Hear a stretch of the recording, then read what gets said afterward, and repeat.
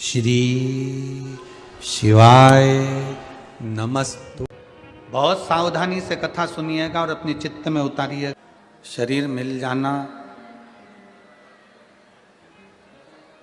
एक अलग विषय है। शिव महापुराण की कथा कहती है कि ये शरीर मिल गया,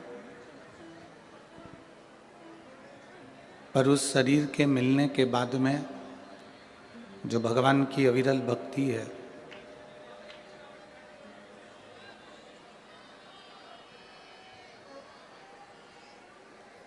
भगवान की जो अविरल भक्ति है, भगवान का जो स्मरण है, भजन है, वो करना बड़ा कठिन है।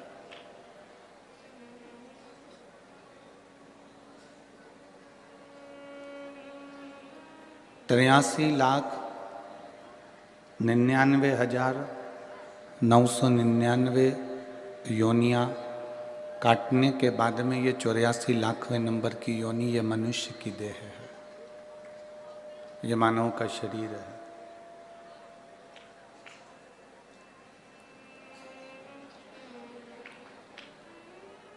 अब इतनी योनियाँ काटने के बाद जो ये मानव की देह मिली है, ये जो मानव का शरीर मिला है, अगर हम और आप इसको व्यर्थ में यूं ही गवा दें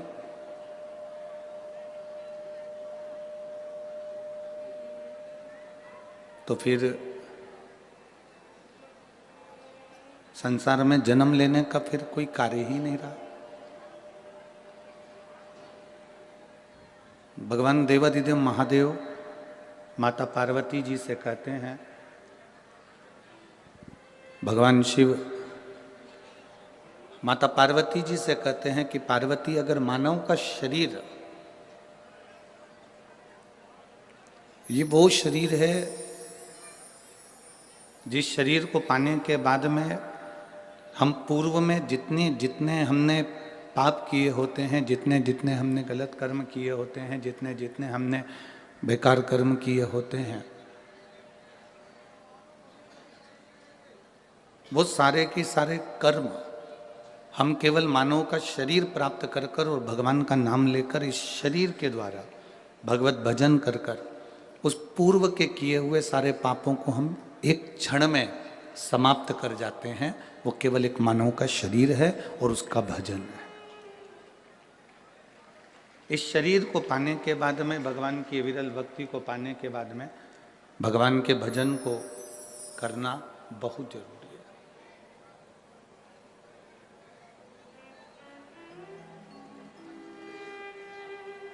हाँ, शिव महापुराण की कथा एक बात जरूर कहती है कि जो किताब हमको समझ में नहीं आती है, जो किताब हमको समझ में ना आए, उस किताब को कम से कम 2 बार, 3 बार, 4 बार उसको पढ़िए।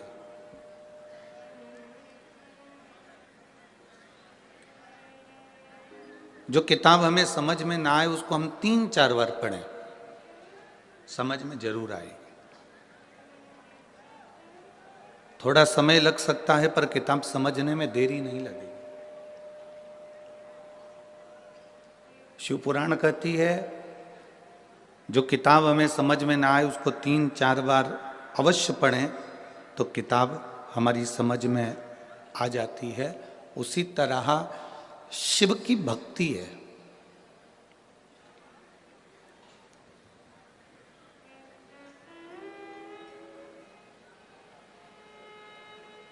उसी तरह भगवान शंकर की अविरल भक्ति है, भगवान का भजन है, स्मरण है। मान लो आपके चित्त में, आपकी वृत्ति में, आपके मन में अगर शंकर की भक्ति विराजमान हो ही नहीं रही है, आप अथक प्रयास कर लें। आपने बहुत प्रयास करा पर शिव भक्ति हमारे भीतर प्रवेश ही नहीं कर रही है। तो जैसे किताब समझ में नहीं आती तो 2-3 बार पढ़ा जाए तो किताब समझ में आ जाती है, उसी तरह 2 या 3 बार शिव महापुराण की कथा को भले टीवी पर सुनो, मोबाइल पर सुनो, चाहे पंडाल में सुनो, 1 बार, 2 बार, 3 बार अगर शंकर की कथा को हमने अपने भीतर उतार लिया तो शिव का साक्षीकरण, शंकर का दर्शन हमारे सम्मुख में हो ही जाता है, ये निश्चित है।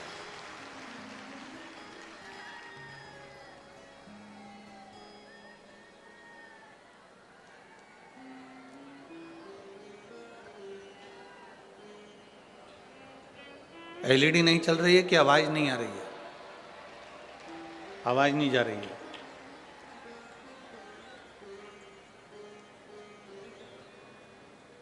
एलईडी वाले भैया एलईडी चालू करिए और पीछे की आवाज बढ़ाइए।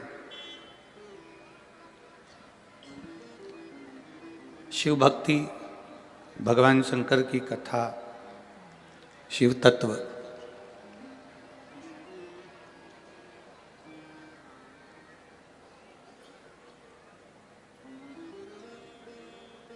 भगवान शिव की कथा, ये भगवान को प्राप्त करने का एक साधन है। भगवान की अविरल भक्ति को प्राप्त करने का एक साधन है। एक बड़ा सुंदर संवाद शिव महापुराण की कथा में आता है, आप लोग पहले भी श्रवण किए हैं।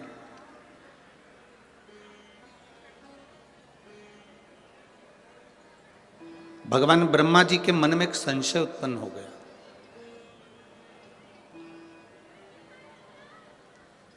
और ब्रह्मा जी के मन में जो संशय उत्पन्न हुआ, ब्रह्मा जी के मन में जो संशय आया, वो संशय ब्रह्मा जी ने भगवान विष्णु से कहा कि प्रभु,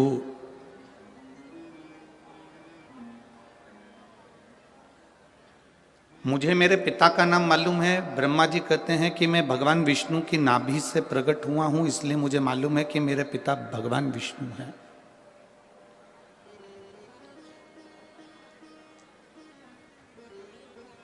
मेरे पिता भगवान विष्णु हैं, ये मैं जानता हूं। ये ब्रह्मा जी कह रहे हैं कि मुझे मेरे पिता का नाम मालूम है कि मेरे पिता भगवान विष्णु हैं, क्योंकि मैं कमल के पुष्प पर नाभि से प्रकट हुआ।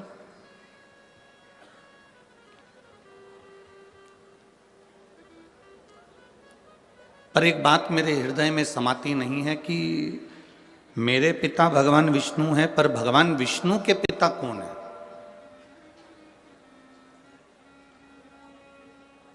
भगवान नारायण के पिता का नाम मैं नहीं जानता, मेरे दादाजी का नाम मैं नहीं जानता। भगवान ब्रह्मदेव कह रहे हैं ये बात, भगवान ब्रह्मा जी कह रहे हैं। अब जैसे ब्रह्मा जी ने कहा तो भगवान विष्णु के मुख से निकल गया कि ब्रह्मा जी, आप कह रहे हो कि आप अपने पिता को जानते हो पर अपने दादाजी को नहीं जानते। भगवान विष्णु के पिता कौन है ये आपको नहीं मालूम। तो स्वयं भगवान नारायण ने अपने मुख से कहा कि मेरे पिता देवाधिदेव महादेव है, वो मेरे पिता है। ये भगवान विष्णु कह रहे हैं कि मैं अपने पिता का नाम जानता हूं, मेरे पिता देवाधिदेव महादेव है।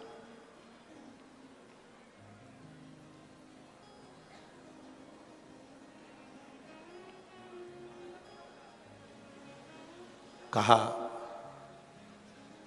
मैं आपके पिताजी का दर्शन इसी क्षण करना चाहता हूं और उनसे पूछना चाहता हूं, क्या भगवान नारायण को आपने प्रकट किया?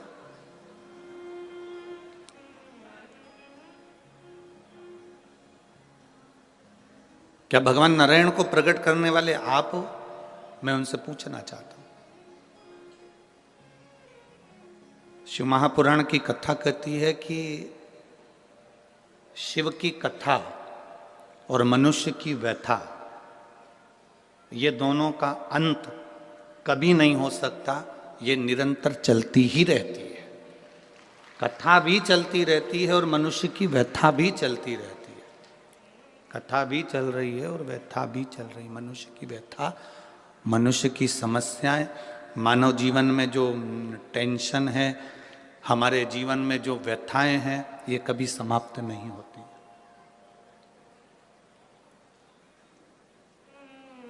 दुनिया के कई लोग ऐसे हैं जो व्यथा को समाप्त करने के लिए कई बाबाओं के चक्कर में पड़ जाते हैं।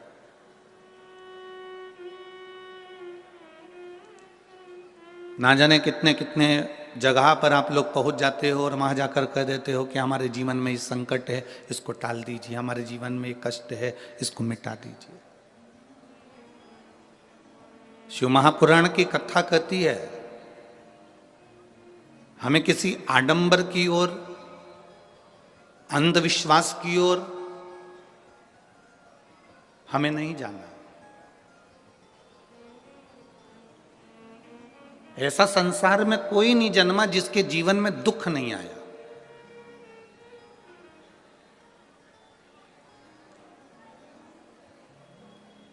मट्टी का जो घड़ा बनकर रखा हुआ है, वो मट्टी का घड़ा अग्नि में तपता है तभी तो उसमें पानी रुकता है। अगर मट्टी के घड़े को अग्नि में नहीं तपाया जाएगा, मट्टी के घड़े को अगर अग्नि में नहीं तपाएंगे तो उसमें पानी नहीं भर सकते। वो घड़े में पानी डालोगे तो घड़ा टूट जाएगा। घड़े में अगर पानी भरना है, मट्टी के घड़े में अगर जल भरना है तो घड़े को तपना पड़ेगा।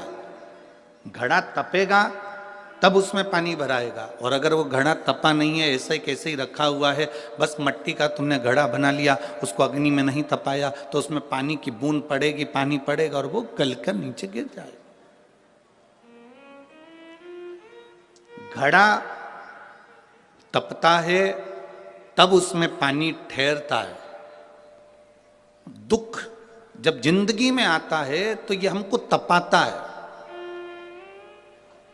क्यों तपाता है? क्योंकि दुख हमको जो दिया जाता है वो हमें तपाने का काम करता है। और जब हम अच्छे से तप जाते हैं, उसके बाद में जो सुख आता है तो हमारे इस मन में, बुद्धि में, चित्त में वो सुख टिक पाता है। नहीं तो अगर हम कच्चे घड़े होते तो सुख भी बिखर कर गिर जाता।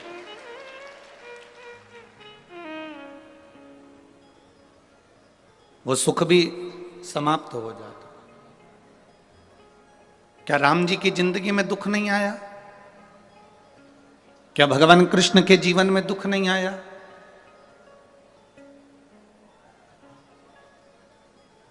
ऐसा कौन मृत्यु लोक में जन्मा, ऐसा संसार सागर में कौन जन्मा जिसके जीवन में दुख नहीं आया? परमात्मा के जीवन में भी दुख सम्मुख में आया।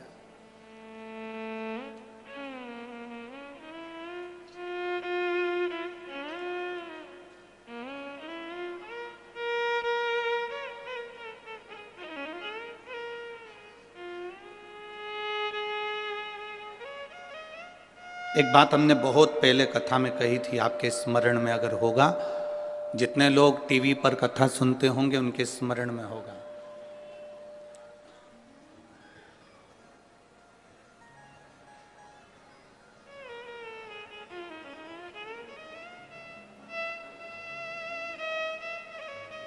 कि ऐसा संसार में कोई नहीं जन्मा जिसको अपने कर्म का भोग भोगने को नहीं मिला। जो मृत्यु लोक में जन्मा है उसे अपने कर्म का भोग भोगना ही पड़ता है।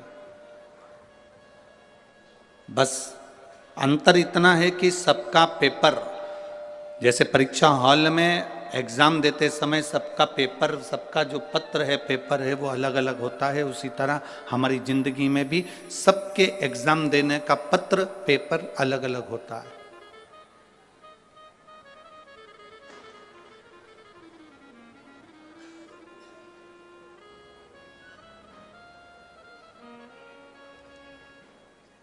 आप माता पिता की सुने ना सुने, आप गुरु की सुने ना सुने, आप भगवान को प्रणाम करें ना करें, आप मंदिर जाएं ना जाएं, आप सत्संग में जाएं ना जाएं, आप किसी गुरुवाणी को स्मरण करें ना करें, पर इतना जरूर याद रखना कि अपने कर्म का भोग मनुष्य को भोगना जरूर पड़ता है। उसको कोई नहीं टाल सकता।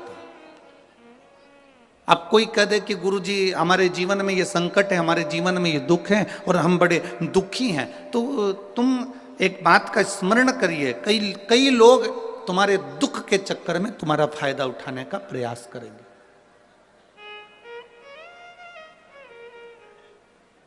संसार के कई लोग ऐसे हैं जो तुम्हारे केवल दुख का फायदा उठाने का प्रयास करेंगे, पर ना।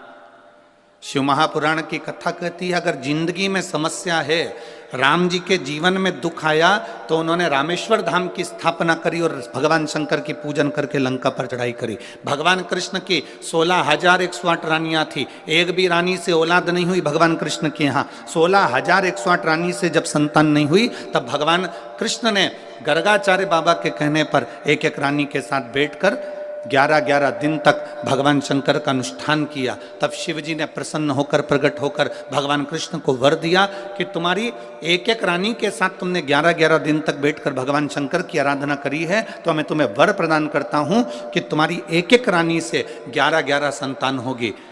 10 छोरा 1 छोरी, 10 बेटे 1 बेटी। भगवान कृष्ण की 16,108 रानियों से इतनी संतान उत्पन्न हुई। 1,77,186 संतान भगवान शंकर की कृपा से भगवान कृष्ण के घर में हो गई। ऐसा कौन है जिसके जीवन में दुख नहीं है?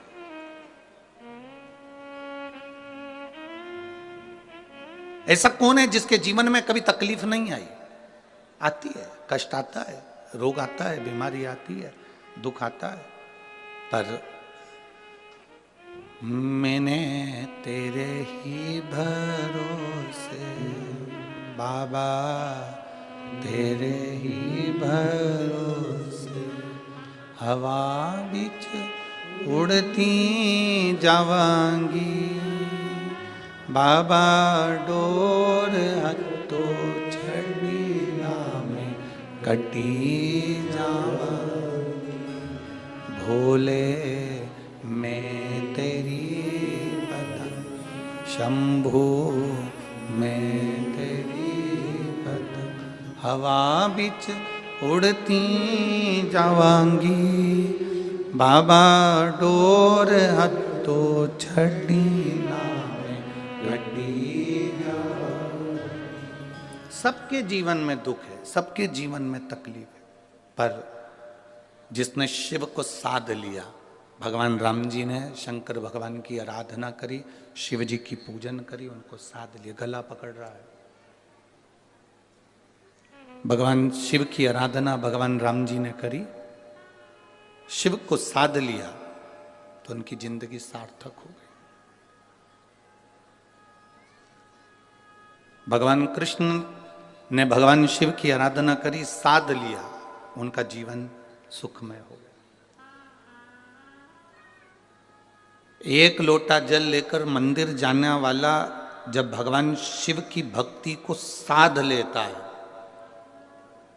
तो दुख उस भक्त का नहीं होता, दुख मेरे भोलेनाथ का हो जाता है। आपका दुख उसका हो गया। एक पत्र है, देखिए।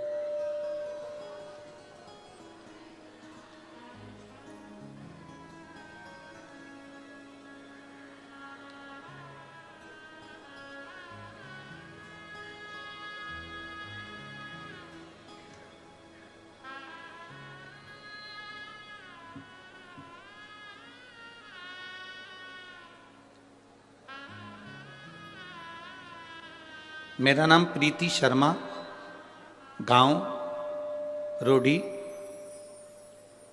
सिरसा से हूँ। कहीं बैठी हो तो हाथ हिला सकती हैं। अगर कहीं बैठी हो, आप ही हैं? श्री शिवाय नमस्तुभ्यं। लिया बच्चे को।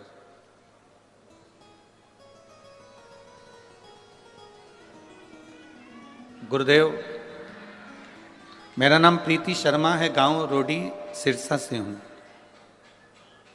मेरी शादी को कई साल निकल गए। इंतजार करते करते करते करते संतान के सुख के लिए मैंने 5 साल इंतजार करा, 5 साल तक भी संतान नहीं हुई। 6 साल निकल गए, 7 साल निकल गए, 8 साल निकल गए, 9 साल निकल गए, 10 साल निकल गए, पर संतान का सुख नहीं हुआ। ऐसा कोई डॉक्टर नहीं था, हरियाणा का भी, पंजाब का भी, राजस्थान का भी और दिल्ली तक मैंने डॉक्टरों को दिखाया, पर संतान का सुख नहीं आया। टेस्ट भी करवाए, संतान का सुख नहीं आया। 11 साल निकल गए, 12 साल निकल गए, पर संतान का सुख नहीं आया गुरुदेव। तब मेरे जीजाजी ने बताया कि, मेरे जीजाजी का नाम संदीप शर्मा है, उन्होंने बताया कि टीवी पर कथा आती है, एक बार तू आसन बिछा के दिल से बाबा देवाधिदेव महादेव की कथा को श्रवण कर। गुरुदेव, उस समय आपकी कथा चल रही थी और मैंने टीवी खोलकर 1 बजे से 4 बजे तक कथा का रसतत्व ग्रहण करा। मैं बाबा का क्या गुणगान करूं गुरुदेव। मंदिर जाना मैंने उसी दिन से प्रारंभ करा और शिव जी को जल चढ़ाना प्रारंभ करा। मैंने बाबा से प्रार्थना करी कि मैंने सारे डॉक्टरों से इलाज करवा लिया, टेस्ट बेबी भी करवा लिया, पर मुझे औलाद नहीं हुई है बाबा, आप कृपा करना। सफ़ेद आंकड़े की जड़ को तुमरुका जी का नाम लेकर कमर में बांधा, एक बेलपत्री को रोज खाना प्रारंभ करा, शिव जी पे जल चढ़ाना प्रारंभ करा। केवल आप कहते हो 3 महीने तक लगातार करो गुरुजी, मैंने 5 महीने तक करा, पर मेरा गर्भ नहीं ठहर पाया। जब मेरा 5 महीने तक भी गर्भ नहीं ठहरा तो भी मैंने भगवान की कथा नहीं छोड़ी, लगातार टीवी के सामने बैठकर कथा सुनती रही और बेलपत्र चढ़ाकर उसको खाती रही। 5 महीने पूरे हुए, 6ठा महीना लगा और मेरे पेट में मुझे दर्द उत्पन्न हुआ। मैं डॉक्टर को दिखाने के लिए गई तो डॉक्टर ने कहा आपका 2.5 महीने का गर्भ ठहर चुका है। बाबा का मैं क्या गुणगान करूं गुरुदेव। पेट में तकलीफ होने लगी, बाबा ने मुझे खुशी तो दे दी, पर जब मैंने सोनोग्राफी करवाई तो बच्चे को कष्ट बताया गया। डॉक्टर के हिसाब से इस बच्चे को तुम मत रखो, ये डॉक्टर ने कह दिया। पर गुरुदेव, मेरी खुशी को मैं कैसे त्याग देती कि 11-12 साल के बाद मेरे जीवन में ये खुशी आई है, मैं कैसे छोड़ दूं। आपने एक नारियल उस पर मोली रखकर भगवान देवाधिदेव महादेव को चढ़ाने का कहा था, मैंने बाबा को वही श्रीफल समर्पित करा और विनती कर कर एक बेलपत्र फिर उठा लाई। उस बेलपत्र को खाया। दूसरी बार डॉक्टर से फिर जांच कराई, सोनोग्राफी कराई, तो डॉक्टर ने कहा कि इस बच्चे को मत रखो। फिर भी मेरा मन नहीं माना गुरुदेव, और मैंने उस बच्चे को अपने गर्भ में रखा। डॉक्टर के हिसाब से बार बार उन्होंने मना करा, पर मेरा बाबा ने मेरे ऊपर कृपा करी। मैंने बेलपत्री खाना नहीं छोड़ा, जल चढ़ाना नहीं छोड़ा। 5/10/2022 को बाबा की कृपा से 12 साल के बाद मेरे यहाँ पुत्र रत्न की प्राप्ति हुई और डॉक्टर के हिसाब से मेरा बेटा बिल्कुल स्वस्थ है। मैं उसको यहाँ प्रणाम करने लाई हूँ। आइए।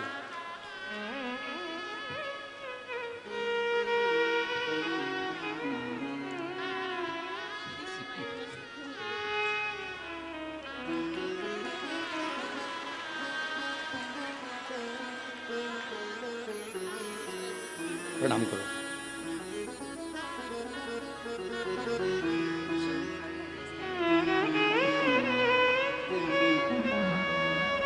माता बोल रही हैं इसका नाम हमने शिवजी ने दिया, इसलिए इसका नाम शंभू रखा है। बधाई।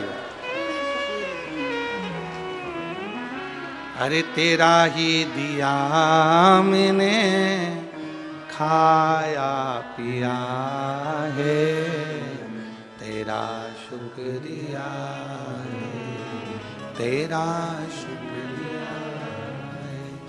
मुझे भोले बाबा ने बहुत दे दिया है, तेरा शुक्रिया है, तेरा शुक्रिया। शिव तत्व को भजना, शंकर की भक्ति को करना, भगवान को अपने भीतर उतारना सरल नहीं है महाराज। आप जिस भरोसे पर, आप जिस विश्वास के साथ भगवान शिव की भक्ति करते हो, भगवान उस विश्वास को निभाता है। दृढ़ करना पड़ता। आप लोगों की आदत क्या हो गई है कि एक जगह आप मन नहीं लगा पाते।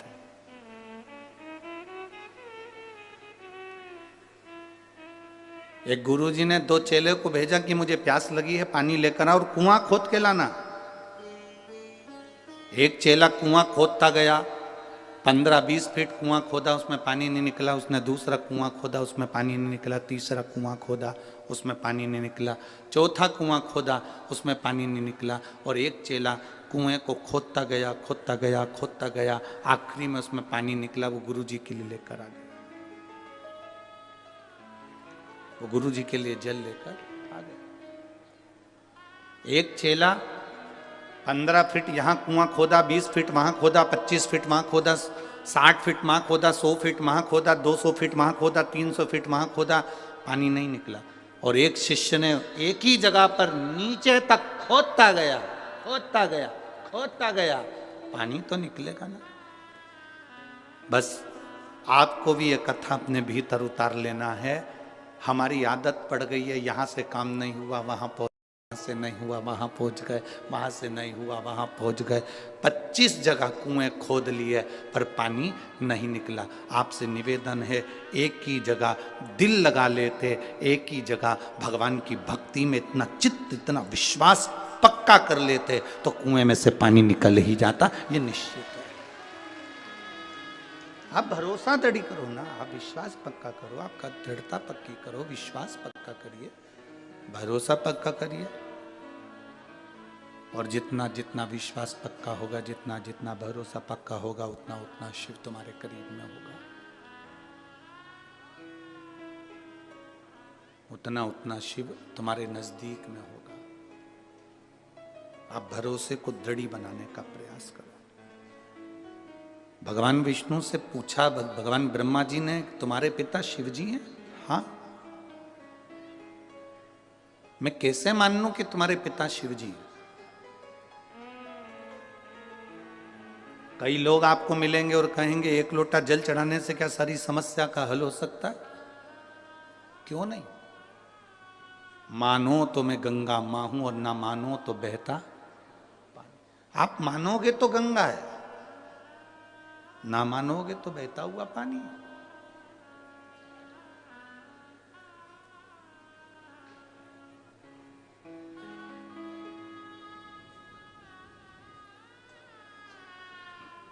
ये आपके ऊपर निर्भर करता है कि आप परमात्मा को कैसे रिझा रहे हो।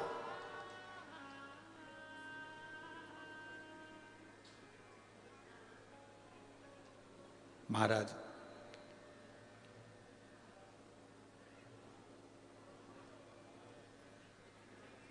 क्या शिव तुम्हारे पिता हैं? हाँ। स्वयं शिव आके कह सकते हैं कि मैं इनका पिता हूं? क्यों नहीं? एक अग्नि का, एक पर्वत को ब्रह्मा और विष्णु ने घुमाना प्रारंभ करा। ब्रह्मा और विष्णु ने जैसे ही पर्वत को घुमाया तो उसमें से एक अग्नि का खंभ प्रकट होया, जिसको लिंग की आकृति जैसा था, शिवलिंग की एक आकृति जैसा था। और वो लिंग की आकृति जैसा एक खंभ प्रकट हुआ और उसमें से आकाशवाणी हो गई, ब्रह्मा विष्णु, मैं नारायण तुम्हारा पिता और ब्रह्मा मैं तुम्हारा दादा। ब्रह्मा जी मानने को ही तैयार नहीं कि ये पिताजी है। हाँ, अगर ये शिवलिंग तुम्हारे पिता हैं तो इनके चरण कहां हैं और इनका सिर कहां है?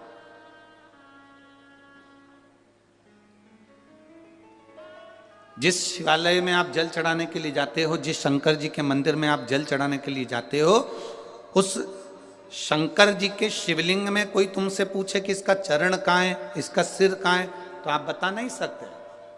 क्योंकि शिव महापुराण की कथा कहती है कि एक एक कण कण में, एक एक कण कण के अंदर मेरा शंकर का वासा है। तुम्हारी मर्जी पड़े जहां से तुम उसको प्रणाम कर लो, वो वहीं से प्रकट होकर तुमको दर्शन दे देता है। उसको उसका स्थान नहीं ढूंढा जाता कि आगे कहां पीछे कहां।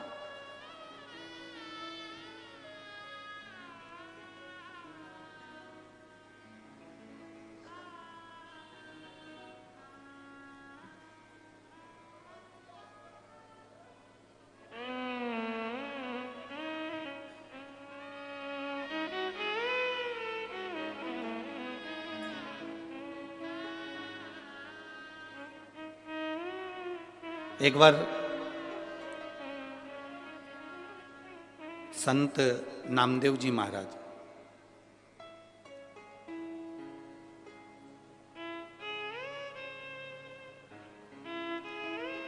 ये पंजाब की पवित्र भूमि पर आ गए।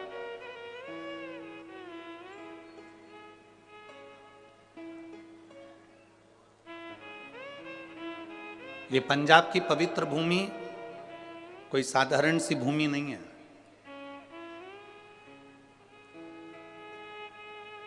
शंकर भगवान को अगर प्राप्त करना है, बद्रीनाथ हो, केदारनाथ हो, कैलाश पर्वत हो, श्री खंडेश्वर महादेव हो, केदारेश्वर महादेव हो,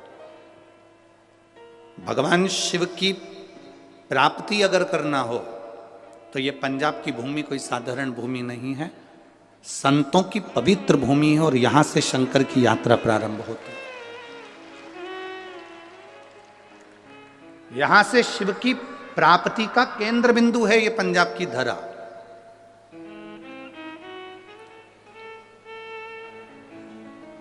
लोग कहते हैं गुरुजी पंजाब में गेहूं बहुत होता है। हम कहते हैं पंजाब में गेहूं से ज्यादा संत बहुत होते हैं। अगर ढूंढने निकलो तो संतों की प्रागट्यता ज्यादा है।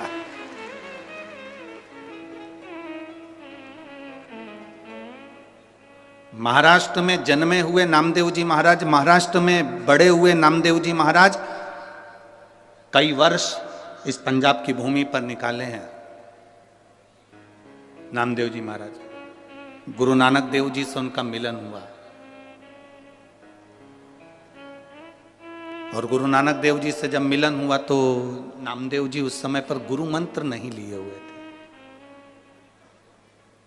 नामदेव जी का उस समय पर गुरु मंत्र नहीं हुआ था। अब गुरु नानक देव जी से उनका मिलना हुआ और गुरु नानक देव जी तो हम कहते हैं कि जो संत होता है ना, जो गुरु होता है ना, जो साधु होता है, वो शिव का एक रूप होता है। हम कहते हैं गुरु नानक देव जी भी शंकर का एक स्वरूप, शिव का एक रूप। बैठे हुए थे अड़भंग आनंद से। शिव ने करा क्या है? भगवान शंकर ने दुनिया से कुछ नहीं लिया, दुनिया के लोगों को दिया। आज भी गुरु नानक देव को मानने वाले जितने सिख समाज के लोग हैं, जितने सिख धर्म के लोग हैं, ये दुनिया से लेना नहीं जानते, ये दुनिया को देना जानते हैं। आज भी आप किसी भी गुरुद्वारे में चले जाओ, वहां लंगर चलता मिलेगा। आप किसी भी गुरुद्वारे के दरवाजे पर पहुंच जाओ, आपको वहां विश्राम मिल जाएगा। आप किसी भी गुरुद्वारे के सम्मुख में पहुंच जाओ, वहां आपको भरपेट भोजन मिल जाएगा। वहां यह नहीं पूछा जाता कि आप ब्राह्मण हो कि क्षत्रिय हो कि वैश्य हो कि शूद्र हो। वहां तो गुरु के दरवाजे पर आ गए, मतलब गुरु के आप बनकर आए हो, मतलब गुरु के हो आप। वहां यह नहीं पूछा जाएगा कि आप ब्राह्मण हो कि क्षत्रिय हो कि वैश्य हो कि शूद्र हो। वहां गुरु के होकर आए, गुरु के द्वार आए हो, गुरुद्वारे तक आए हो, तो वहां गुरु का दरवाजा। और हमको बहुत अच्छा लगा इस भटिंडा पंजाब में भी सिख समाज के लोग, सिख धर्म के लोग चारों तरफ इस ग्राउंड के आसपास में खूब सेवा कर रहे हैं और खूब प्रेम से सेवा में लगे हुए हैं। मैं धन्यवाद देता हूं सारी सिख समाज को, बहुत बहुत धन्यवाद है, साधुवाद है।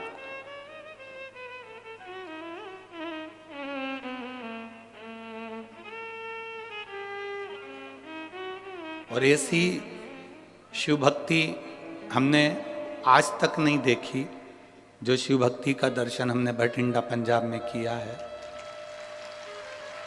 देखिए, सारी सूचना, हम तो बाहर निकलते नहीं हैं और आपको भी मालूम होगा 3-4 दिन हम किसी से मिलते नहीं। हमारे ये यजमान परिवार से भी पूछना, जिस कमरे में हम हैं उस कमरे में हमारा भजन है, हमारे भोलेनाथ की सेवा, ठाकुर जी की सेवा, अपना पाठ, पूजन, स्मरण।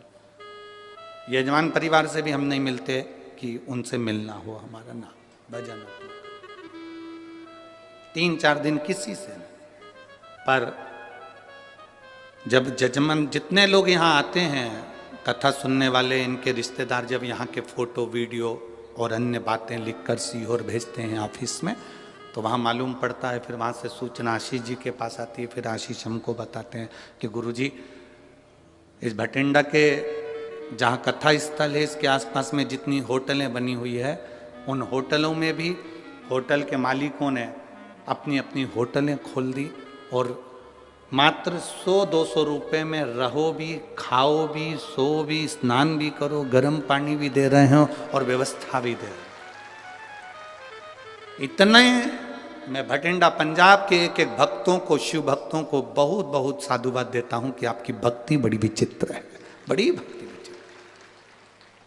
ये प्रेरणा है संपूर्ण विश्व के लिए, ये प्रेरणा है संपूर्ण भारतवासियों के लिए।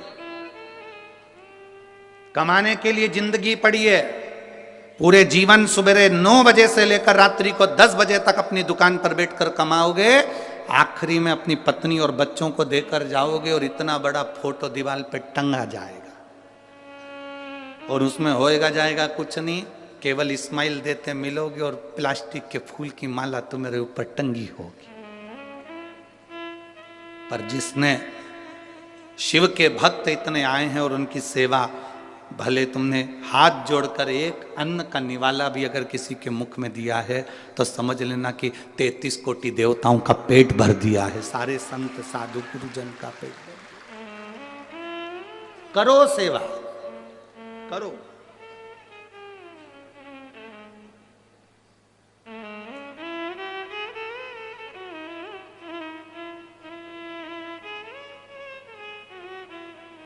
वो कहते हैं ना कि मिलती है राम नाम की दौलत कभी कभी, होती है अपने पंजाब में शिव पुराण कभी कभी मिल रही है। करो, डरना नहीं, भीड़ बहुत है।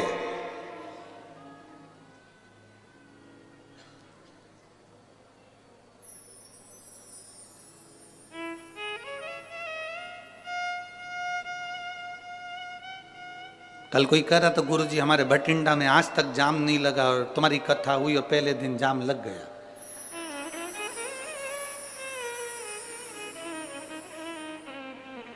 हमने कहा जाम क्लियर हुआ कि नहीं हुआ वो बताओ। हुआ, धीरे धीरे हुआ। क्लियर तो हो गया ना? हो गया। आराम से ना, बिल्कुल आराम से। हमने उनसे कहा तुम चिंता मत करो, भोलेनाथ की कथा अगर थोड़ा बहुत जाम लगाती है तो ये बताती है कि तेरी जिंदगी भी ऐसी जाम चल रही थी पर मैं क्लियर कर दूंगा, तो चिंता मत करना, तो टेंशन मत ले, शिव तत्व को जान, भगवान शंकर की भक्ति कर, घबराना नहीं है। भीड़ बहुत है, बहुत ट्रैफिक है, ना ना ना, उसके दरवाजे तक जाना मेरा काम है और मेरी बिगड़ी बनाना तेरा काम। हम पहुंच गए उसके द्वार तक, फिर उसकी मर्जी।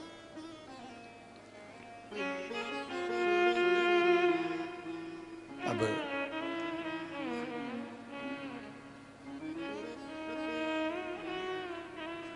कहा महाराज बड़ी बोल्ड आवाज है, भगवान बड़ी कृपा है।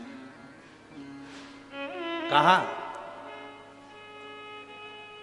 भगवान देवादिदेव महादेव प्रकट होकर कहते हैं कि ब्रह्मा तुम मेरे पोते हो और भगवान विष्णु तुम मेरे पुत्र हो, तुम मेरे बेटे हो। शिवलिंग का कोई सिर दिखता है क्या? नहीं। शिवलिंग का कोई चरण दिखता है क्या? नहीं। संत नामदेव जी ने गुरु नानक देव जी से भेंट करी और भेंट करी तो गुरु नानक देव जी आराम से लेटे हुए थे, विश्राम कर रहे थे और संत नामदेव जी आए तो उठ के बैठ गए। दोनों की भेंट हो गई, दो संत आज मिल गए।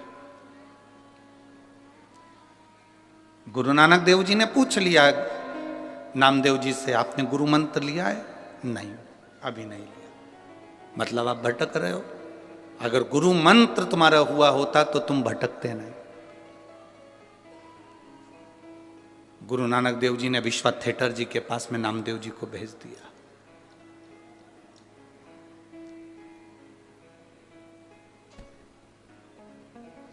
संत नामदेव जी ने गुरु नानक देव जी से पूछा कि असली गुरु की पहचान क्या है, असली संत की पहचान क्या है। गुरु नानक देव जी ने 3 चीजें संत नामदेव जी को बताई है कि असली संत, असली गुरु की पहचान। असली गुरु, असली संत 3 चीजों से दूर रहता है। पहला नमस्कार, दूसरा चमत्कार, तीसरा दमस्कार। गुरु नानक देव जी संत नामदेव जी से कह रहे हैं कि 3 चीजों से असली गुरु दूर रहता है, 3 चीजों से संत दूर रहता है।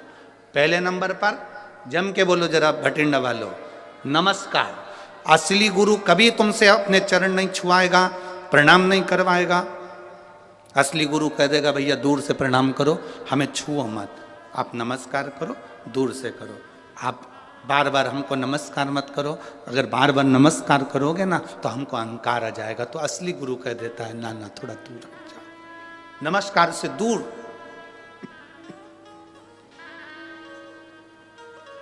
संत गुरु नानक देव जी ने दूसरी बार में कहा असली गुरु, असली संत चमत्कार से दूर होता है।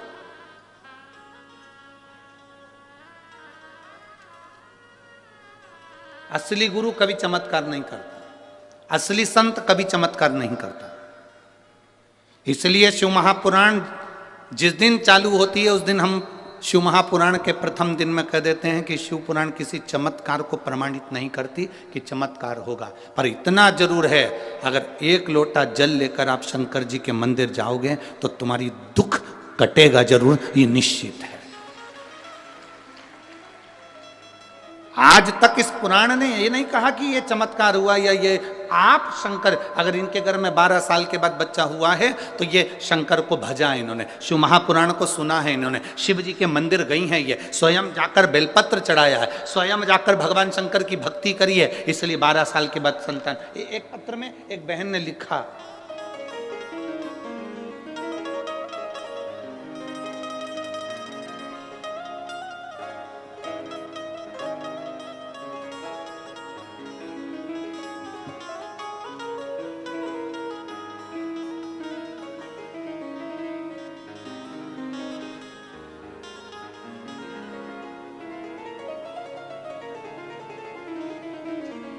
एक बहन लिख रही है, अरुणा गुप्ता शिमला से आई हैं, हिमाचल प्रदेश से। कहीं बैठी हैं? शिमला से आई हैं अरुणा गुप्ता, कहीं बैठी हो तो हाथ हिला सकती हैं। आप ही हैं? दोनों हाथ हिला दो एक बार। श्री शिवाय नमस्तुभ में। आप शिमला से आई इसलिए पूरी ठंड यहाँ ले आई।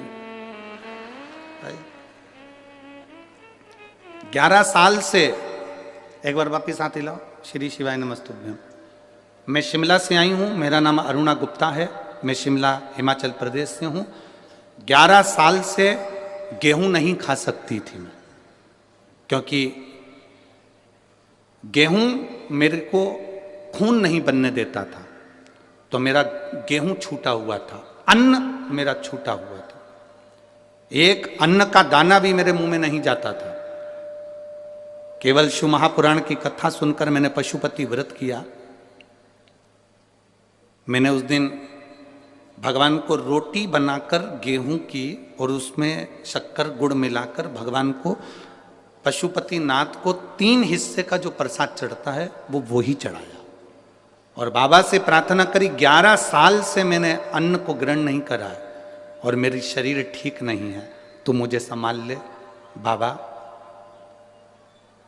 मैं कभी जिंदगी में गेहूं नहीं खा सकती, जो नहीं खा सकती ये डॉक्टर के हिसाब से मुझे बताया गया, पर आप कृपा करेंगे सब होगा। और बाबा का मैं क्या गुणगान करूं गुरुदेव। पहली बार प्रसाद का एक हिस्सा मैं लेकर घर आई और वो मैंने खाया और मेरे बाबा ने जिस दिन से मुझे वो अन्न खिलाया उस दिन से मेरा शरीर ठीक है। मैं बाबा को यहाँ प्रणाम करने के लिए आई हूँ। बैठिए। श्री शिवाय नमस्तुभ्यम। बैठिए। 11 वर्ष तक मैंने अन्न नहीं खाया था, 11 साल तक मैं अन्न को नहीं छू पाया, पर बाबा बाबा, ये आपकी अविरल भक्ति है, ये आपका विश्वास है। आप जितना भरोसा शिव पर करेंगे, ये चमत्कार नहीं है, ये इसको हम चमत्कार नहीं कहते, इसको कहते हैं आपका विश्वास दृढ़ होना, आपका भरोसा दृढ़ होना, आपकी श्रद्धा दृढ़ होना।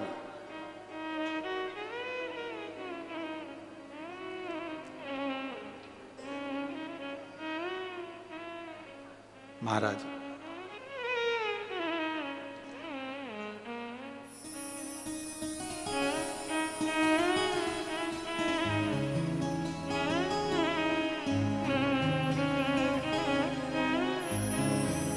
ये भक्ति की दृढ़ता है, ये विश्वास की दृढ़ता है आपकी।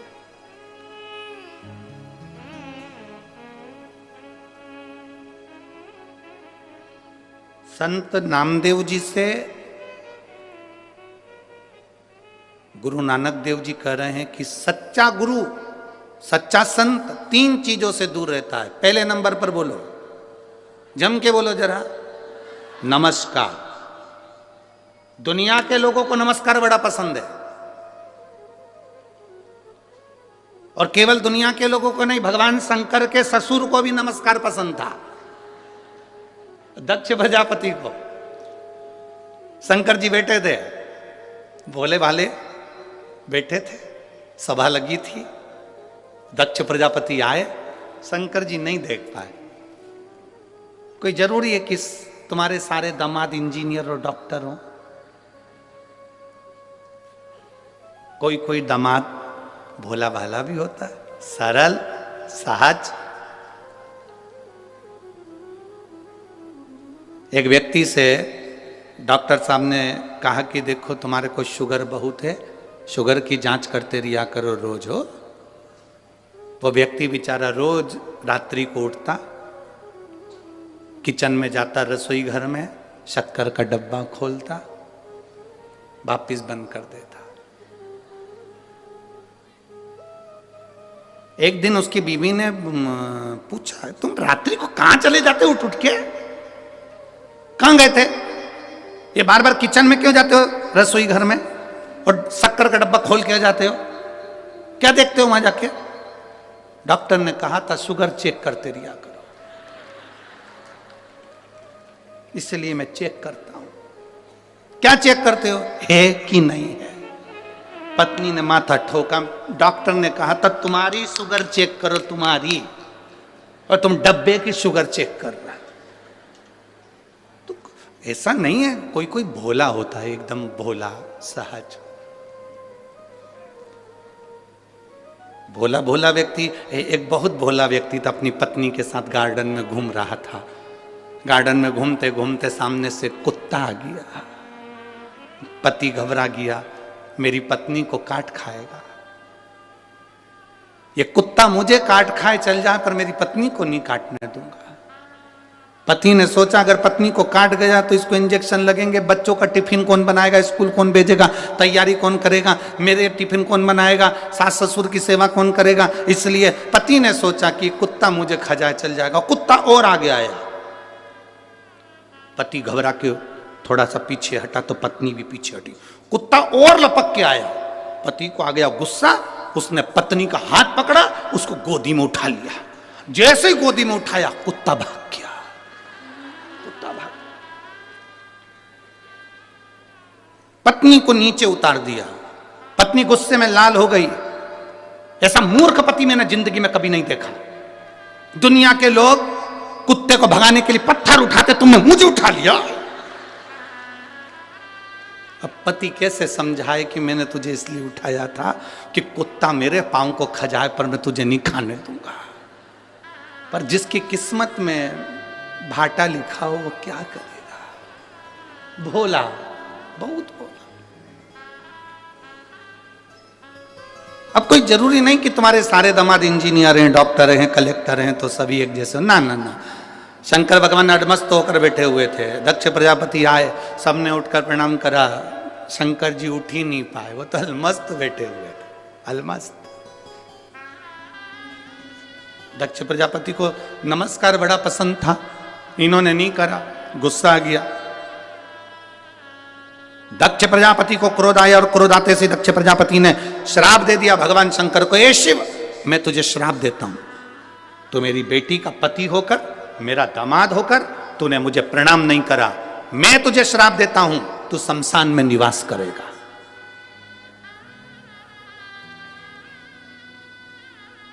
मेरा श्राप है तुझे, तू शमशान में निवास करेगा। शंकर भगवान जैसे ही सुने शमशान में निवास, शिव जी डमरू बजाकर नाचने लगे। भगवान विष्णु पास में बैठे थे, उन्होंने कहा तुम्हें आशीर्वाद नहीं मिला, श्राप मिला, शमशान में रहोगे आज से, तुम्हारे ससुर ने श्राप दिया। शंकर जी बोले मेरे ससुर जैसा दुनिया में कोई ससुर नहीं हो सकता। कितनी लंबी सोचता है, उसको मालूम है दामाद बिल्कुल सीधा साधा है, और कहीं प्लाट देता और मैं मकान बना लेता तो कोई कब्जा कर लेता, शमशान में कौन बनाएगा। इसलिए मेरे ससुर ने मुझे प्लाट भी शमशान में दिया, ऐसी जगह जहां कोई कब्जा नहीं कर सकता। भगवान विष्णु ने माथा ठोका, भोलेनाथ तुम सही में भोलेनाथ हो। श्राप मिलने के बाद भी खुश। किसी किसी को नमस्कार प्रिय है। गुरु नानक देव जी ने नामदेव जी से कहा कि संत के 3 लक्षण हैं और 3 लक्षणों पर जिसका स्मरण करिए। पहला, संत गुरु नमस्कार से दूर होता है, दूर।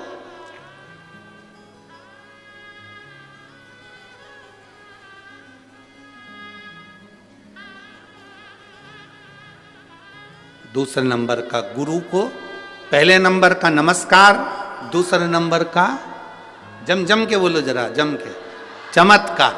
असली गुरु, असली संत कोई चमत्कार नहीं करता, उसे चमत्कार से बहुत दूर। और तीसरे नंबर का है असली संत, असली गुरु, नमस्कार। कौन ने कितना रुपया दिया, कितना गया, कितना आया, उसे कोई मतलब नहीं है। उसको तो बस हरि भगवान का नाम लेना है, भगवत भजन करना है, स्मरण करना है, भगवान की भक्ति करना है, उसे कोई मतलब।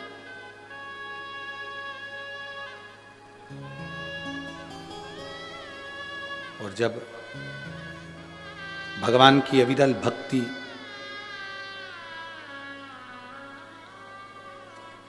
भगवान शिव की अविरल भक्ति एक आनंद के साथ में जो रहती है, वो सुख प्रदान करती है, सुख प्रदान।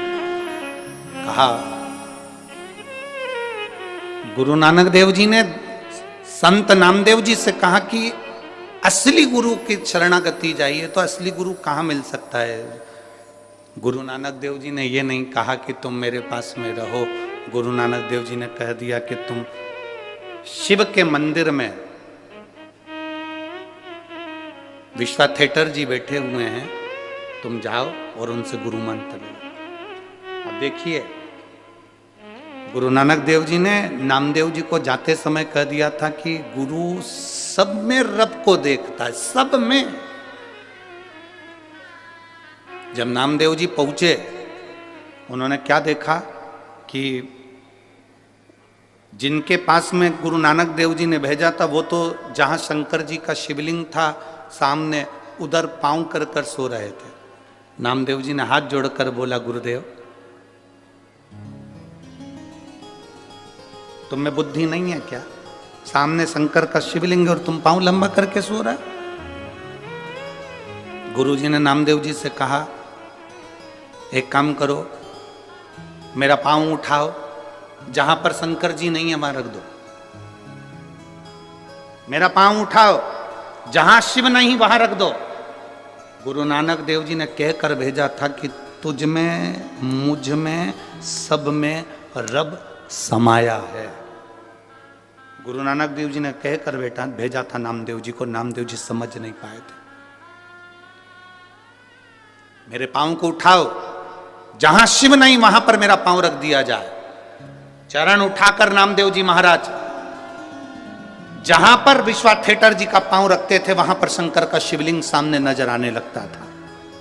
गुरु नानक देव जी उसी जगह पर सामने प्रकट होकर कहते हैं, नामदेव जी हर एक चप्पे चप्पे में रब समाया है, सब में उसी को देखो, वो सब उसी की माया है, सब उसी की।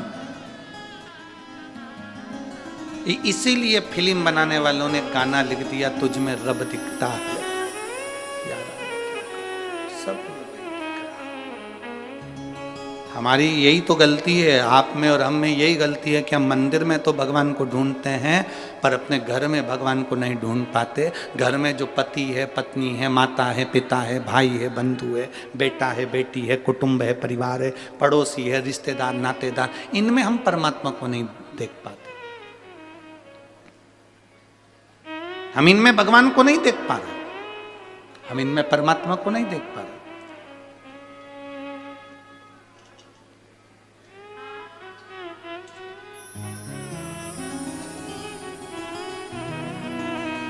हम दूसरी जगह देख रहे हैं। जैसे एक बार यमराज पृथ्वी पर आ गए और एक लड़के को लेने के लिए यमराज आए। उसका अंतिम समय चल रहा था, उसकी अंतिम सांस थी, अंतिम क्षण था, आज उसकी फाइल समाप्त होना थी और यमराज ने आते ही कह दिया। लड़के ने पूछा तुम कौन हो? भगवान यमराज बोले मैं यमराज। क्या लेने आए हो? मैं तेरी जान लेने आया हूं। क्या लेने आए हो? मैं तेरी जान लेने के लिए आया हूं। मेरी जान? हाँ। लड़के ने कल ले जाओ, यहां से 4 घर छोड़ के रहती है।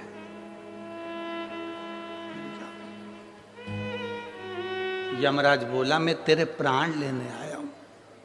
प्राण मेरे? हाँ। 4 दिन से मेरे प्राण वही खा रही, ले जा।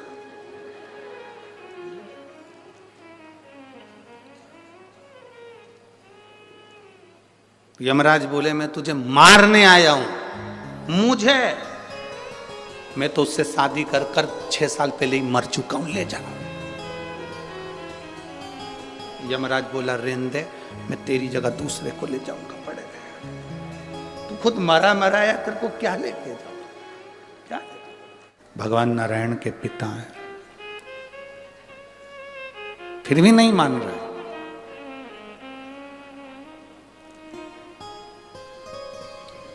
ब्रह्मा जी ने कहा तुम्हारे पिताजी के चरण के दर्शन और सिर के दर्शन करना। भगवान विष्णु ने कहा मैं जानता हूं कि मेरे पिता के चरण और सिर का दर्शन करके करोगे क्या? चरण दर्शन करने के लिए भगवान विष्णु चरणों में चले गए पाताल लोक में। शीश का दर्शन करने के लिए भगवान ब्रह्मा ऊपर की ओर चले गए। भगवान विष्णु को तो मालूम था कि शंकर के शिवलिंग का चरण नहीं मिल सकता। बहुत सारे भ्रम फैलाने वाले दुनिया में लोग मिलेंगे, तुमसे कहेंगे शंकर जी कहाँ से प्रकट हुए, उनका मुख कहाँ है, शिवलिंग का चरण कहाँ है, शिवलिंग की पूजन का क्या महत्व है, शंकर की पूजन का क्या फल है। हंसते हैं लोग। आग लगे बस्ती में, अपन रहो मस्ती में। हंसने वाले हंसते रहेंगे, तुम्हें भगवान का भजन करते। एक पत्र है देखिए,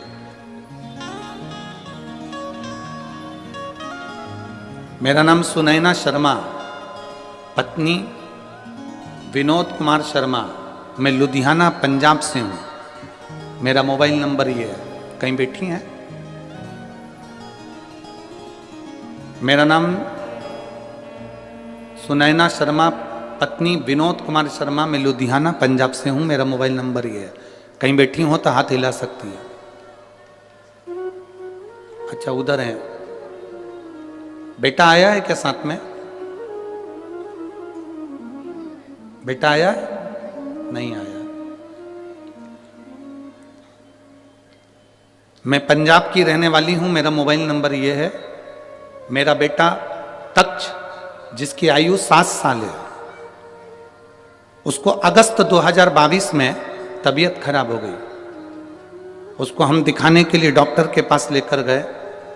पंजाब के सबसे बड़े हॉस्पिटल में पीजीआई में लेकर गए, जहां उसको लीवर का तकलीफ बताया। फिर उसको मुंबई भेज दिया गया, जिससे पता चला कि उसको एक बीमारी हो गई है जिसका नाम है डीएमडी।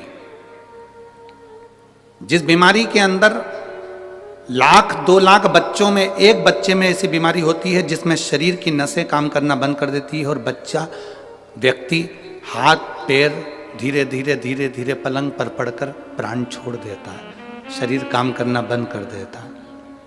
गुरुदेव, हमारे पांव के नीचे से जमीन खसक गई, पूरा परिवार रोने लगा। मैंने भगवान से कहा कि तूने कैसी बीमारी दे दी मेरे बच्चे को।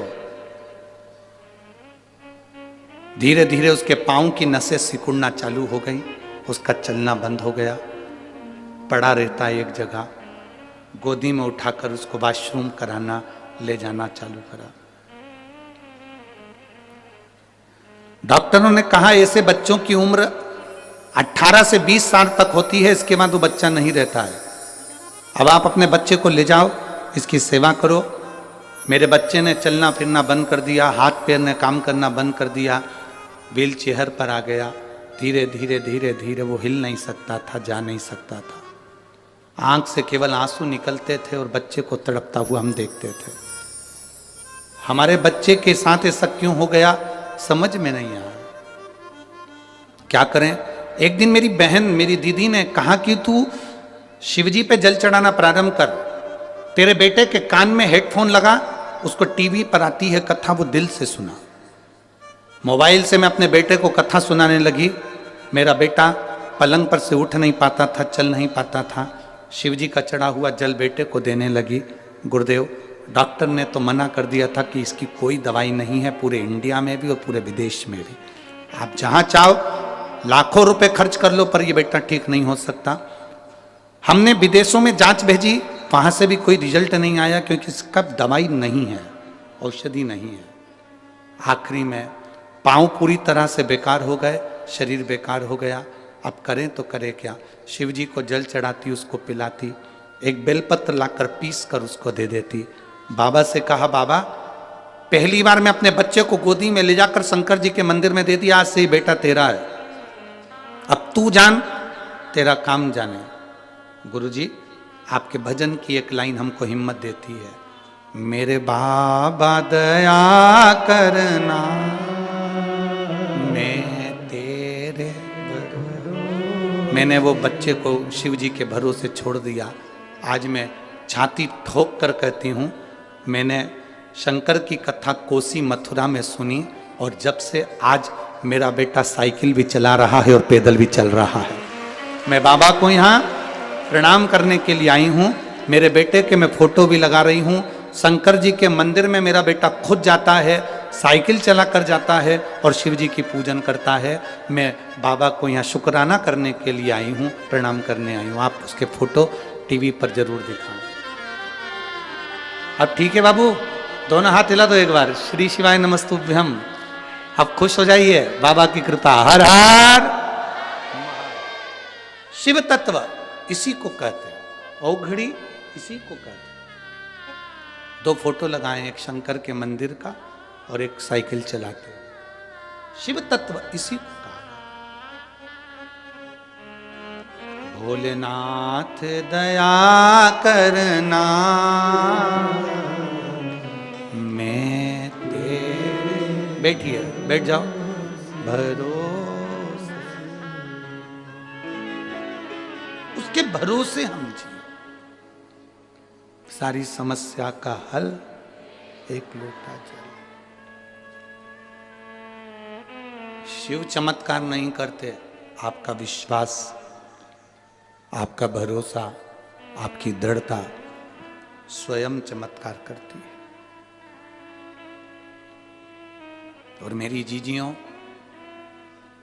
भटिंडा के मेरे जीजाओं, मेरी जीजियों, मेरी बेटियों, मेरे बेटाओं, मेरे भाई, मेरी बहनों, दिल से कथा सुनोगे ना,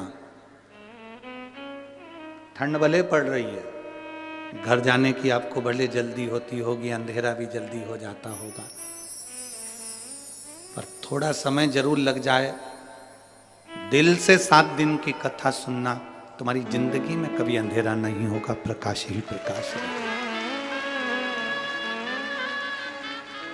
इस माँ की एक लाइन बड़ी विचित्र उसने लिखी है।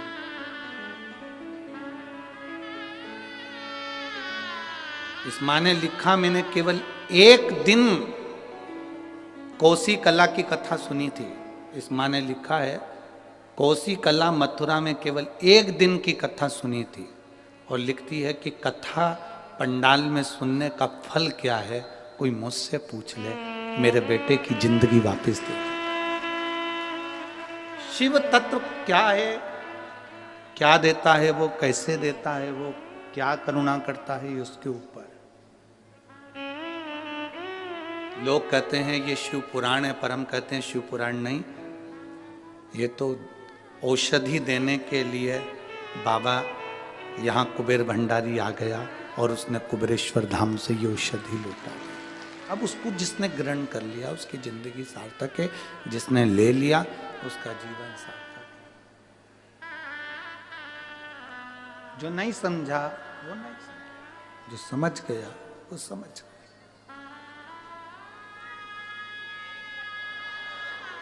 बोल बम का नारा है,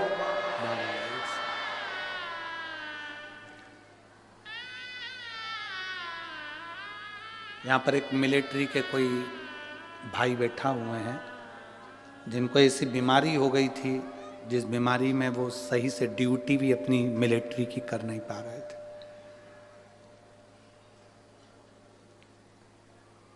बैठना तो मुश्किल, खड़े रहना भी मुश्किल था। वो यहाँ बैठे, उन्होंने अपना फोटो तक लगाया है उस पत्र में, फोटो भी लगाया। कहीं बैठे हो तो हाथ हिला सकते हैं। आर्मी के हैं, छुट्टी लेकर कथा सुनने के लिए आए। जब उनको मालूम पड़ा कि भटिंडा में कथा हो रही है तो दोनों पति पत्नी बाबा ने ठीक करा तो छुट्टी लेकर आए। कहाँ बैठे ये? हाँ, हाथ हिला दो एक बार। श्री शिवाय नमस्ते। दोनों आए, छुट्टी लेकर आए। आर्मी में नौकरी है, मिलिट्री में, पर ऐसी बीमारी से, जिस बीमारी के लिए डॉक्टर ने ऑपरेशन का कह दिया था, और बाबा के भरोसे केवल एक बेलपत्र चढ़ा चढ़ा कर खाना और ऑपरेशन भी नहीं कराना पड़ा और ठीक हो गया। अब ठीक है बाबू? दोनों हाथ हिला दो एक बार। हर हर महादेव। बैठिए। शिव तत्व है ओघड़ी। कहां से है ये?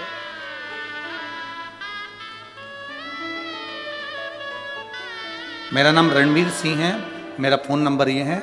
गांव चिड़ाना, सोनीपत, हरियाणा से आया हूं मैं। 1 लोटा जल का बाबा की बड़ी कृपा है। बैठिए बाबू, बैठिए। शिव तत्व इसी को कहते हैं, शंकर इसी को कहते हैं।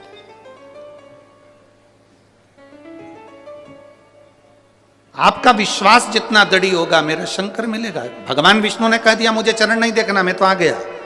ब्रह्मा जी चढ़ते जा रहे हैं शंकर भगवान का सिर देखने के, चढ़ते जा। बीच में केतकी का फूल मिला तो उससे कह दिया तू मेरे साथ में चल, और चलकर कह देना ब्रह्मा जी का मुझे सिर मिल गया। केतकी के फूल ने बोला कि मैं क्यों झूठ बोलूं, मेरे को झूठ बोलने से क्या मिलेगा? झूठ बोलने से मुझे मिलेगा क्या?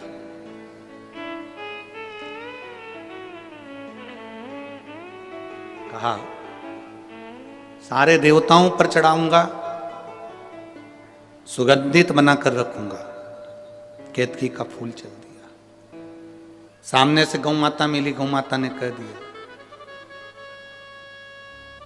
गौ माता से कहा आप हमारे साथ चलो और भगवान विष्णु के सामने चलकर कह देना कि ब्रह्मा जी को सिर मिल गया, शिवलिंग का सिर मिल गया। गाय बोली मैं क्यों झूठ बोलूं? गौ माता जब बोली कि मैं क्यों झूठ बोलूं, ब्रह्मा जी ने कहा घर की सबसे पहली रोटी तेरे को दिलवाऊंगा, चल तू झूठ बोल। जब भगवान शंकर के शिवलिंग के सामने ब्रह्मा जी आए और उन्होंने कहा कि शंकर जी का सिर मिल गया, नारायण आपको शंकर भगवान के चरण मिले क्या शिवलिंग के? नारायण ने मना कर दिया, मुझे चरण नहीं मिले शिवलिंग के, मुझे शिवलिंग के चरण नहीं मिले। सत्य बोलने में संकोच मत करो।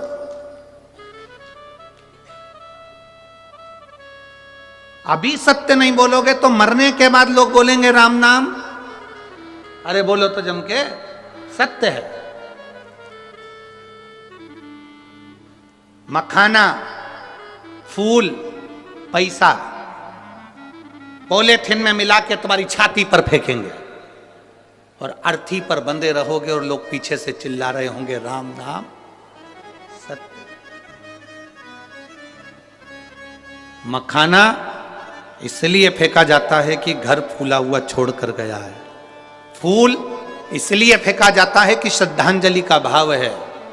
पैसा इसलिए फेंकते हैं मुर्दे के ऊपर कि पूरी जिंदगी जोड़ जोड़ के मर गए, अब तेरे बाप में दम हो तो उठा के बता दे।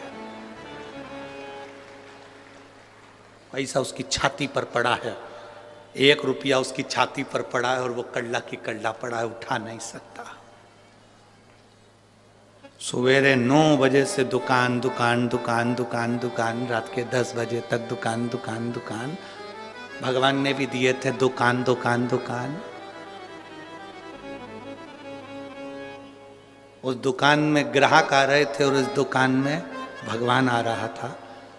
7 दिन की शिव पुराण की कथा पत्नी ने भी अपने पति से कह दिया, देखो जी खूब कमाओ मना नहीं है, पूरी जिंदगी कमाओ मना नहीं है, कमाओगे बच्चों के लिए छोड़कर जाओगे, पर 7 दिन की शिव पुराण अपने भटिंडा में हो रही है, इसकी कमाई अपने को करना है भगवान के भजन की। जो दुकान पर बैठकर कमाया वो भूमि पर छूट जाएगा, जो यहां बैठकर कमाया वो अंत समय तक जाएगा। और अंत समय प्रभु बोलो बोलो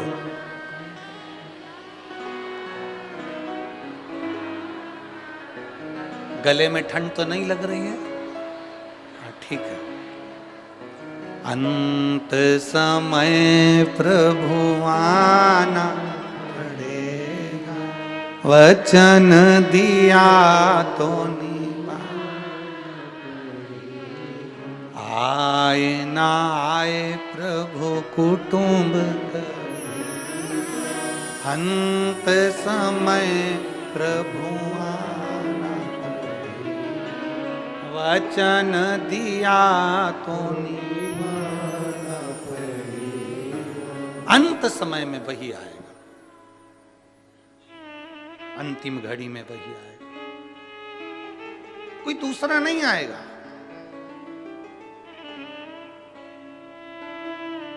झूठ कह दिया।